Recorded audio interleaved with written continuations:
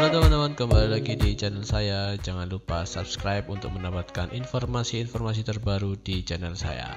Oke, pada kesempatan kali ini saya akan membahas tentang OBS Studio, yaitu software untuk broadcasting yang teman-teman bisa nanti lakukan untuk streaming, kemudian untuk live show ataupun yang lainnya. Nah, OBS ini adalah free, teman-teman bisa mendapatkan di obsproject.com.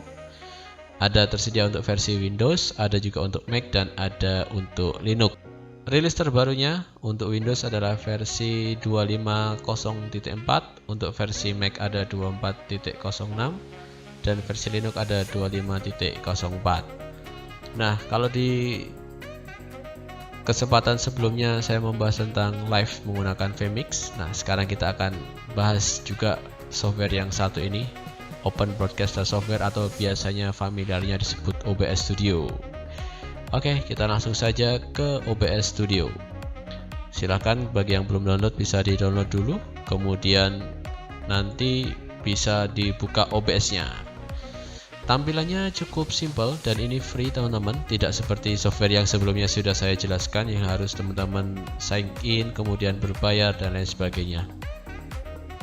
Oke, nah tampilannya cukup simple, ada beberapa pilihan preview untuk skinnya, jadi dia ada bisa kita custom gitu ya, atau kita bisa memilih dari preset yang sudah disediakan oleh OBS ini.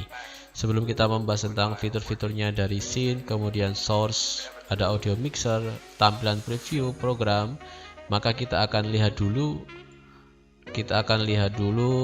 bagian settingnya. Nah, di bagian setting ini ada di file, kemudian setting.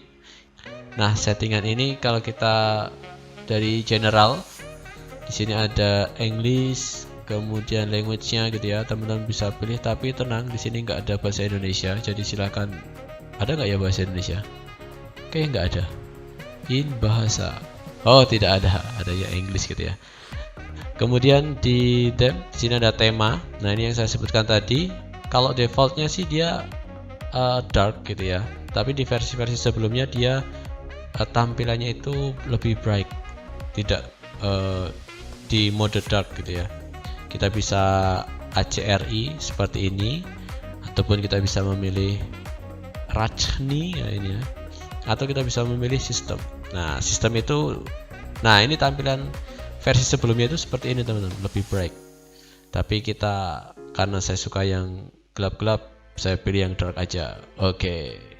Kemudian di bawahnya di sini ada automatic check for update on startup. Jadi kalau ini teman-teman centang di automatic check for update-nya, maka teman-teman akan mendapatkan otomatis update ya, akan mendapatkan otomatis update dari si OBS ini.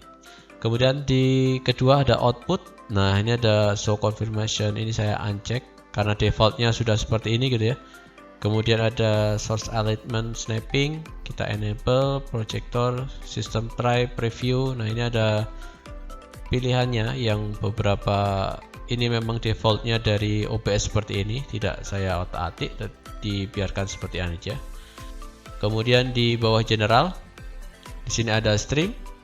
Nah, stream ini adalah kalau teman-teman ingin melakukan live streaming menggunakan OBS ini untuk ditampilkan di beberapa platform streaming. Ada Twitch, kemudian ada YouTube, ada Mixer.com, Facebook Live, dan other gitu ya, ada Twitter gitu ya.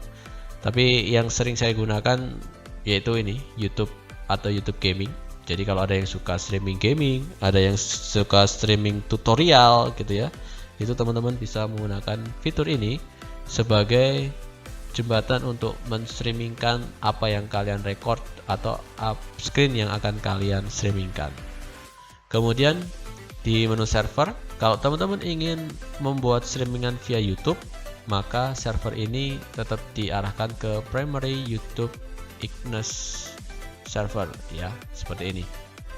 Ini stream key seperti yang sudah kita bahas di tutorial sebelumnya. Kita akan mendapatkan ini di mana?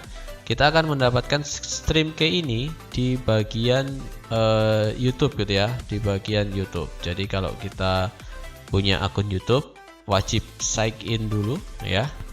Nah, di sini nanti teman-teman bisa mendapatkan itu di Go Live. Nah, kalau kita nanti mulai untuk streaming seperti ini, saya akan pilih yang stream ini ya di bagian atas. Saya tidak akan memilih yang webcam. Nah, stream key itu nanti kita akan dapat setelah kita menentukan titelnya. Contoh, saya ketik coba. Deskripsinya juga sama, coba.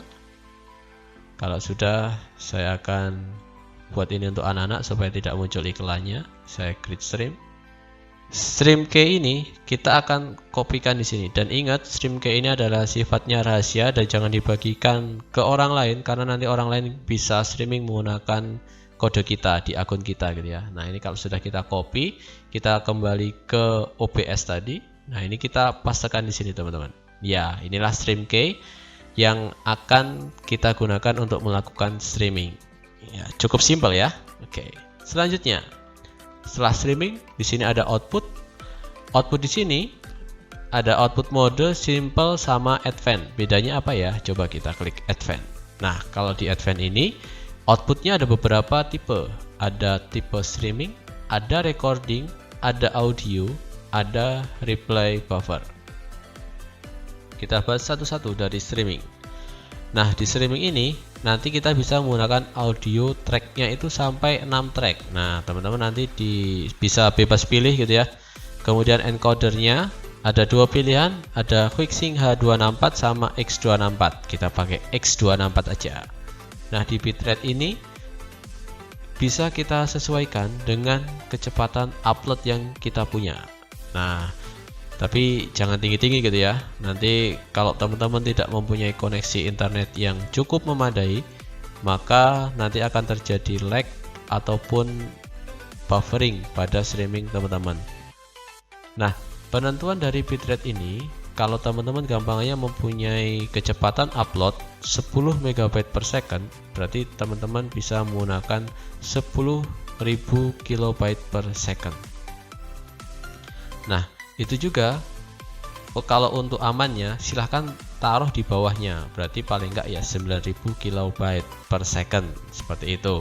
Tetapi kalau hanya mempunyai kecepatan upload yang hanya katakanlah 2 Mbps, 3 Mbps, 4 Mbps, ya silahkan diletakkan angkanya di bawah itu gitu ya, jangan dipas. Kemudian CPU usage preset higher or less CPU ini kita bisa memilih very fast, ultra fast, super fast sampai placebo. Wah, ini apa sih maksudnya dari ini? Nah, dia akan menggunakan kekuatan dari CPU kita untuk melakukan streamingnya. Semakin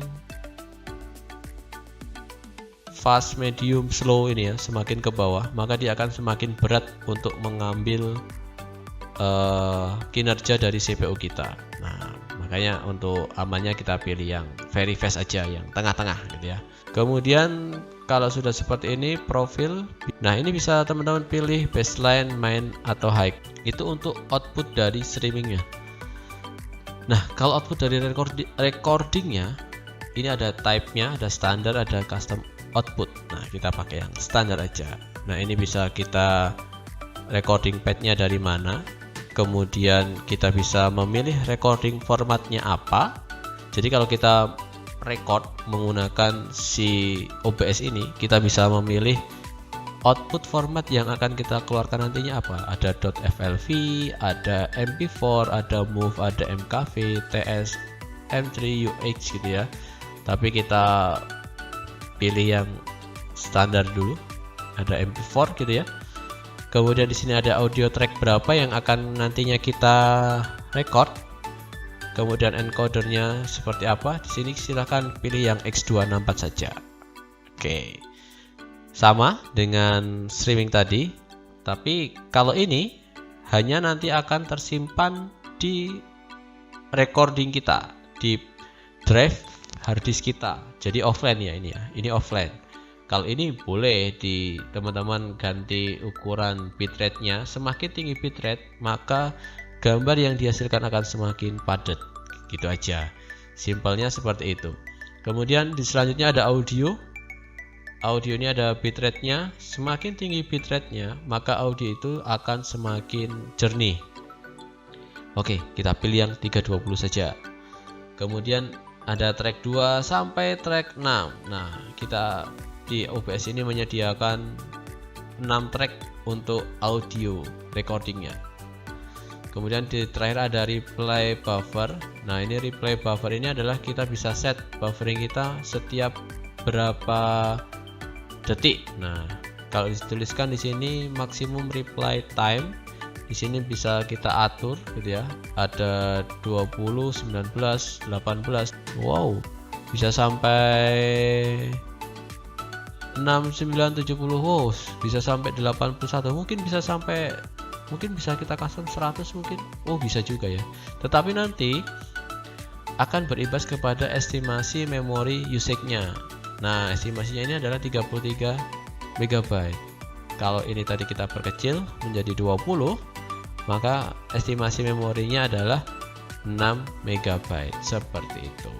Oke, kita next ke audio. Di audio, di sini ada sample rate, ada 4,1 dan 48. Kemudian di channelnya ada stereo 2.1, 4.0, ada 4.1, 5.1, 7.1 gitu ya. Oke, untuk channel ini kita biarkan tetap seperti ini aja di stereo karena ini udah standar gitu ya dari OBS. Kemudian device, desktop audio, kemudian ini bisa dipilih juga. Ada mix auxiliary audio, ini bisa dipilih default ataupun kalau kita punya soundcard yang lainnya bisa kita pilih mikrofon, Realtek, high definition audio ataupun yang lainnya. Oke, itu untuk audio. Kemudian di video, di sini adalah base canvas resolusinya. Ini adalah kita bisa memilih teman-teman. Ada 360x768, ada 124768. Ini tergantung dari resolusi dari VGA masing-masing gitu ya, disesuaikan. Kemudian outputnya juga sama, outputnya ini juga bisa kita sesuaikan, bisa sampai maksimalnya seperti ini karena di device saya ini maksimalnya hanya segini, 1360x768. Sementara yang saya pakai seperti ini. Kemudian FPS value-nya kita bisa setting ada 30.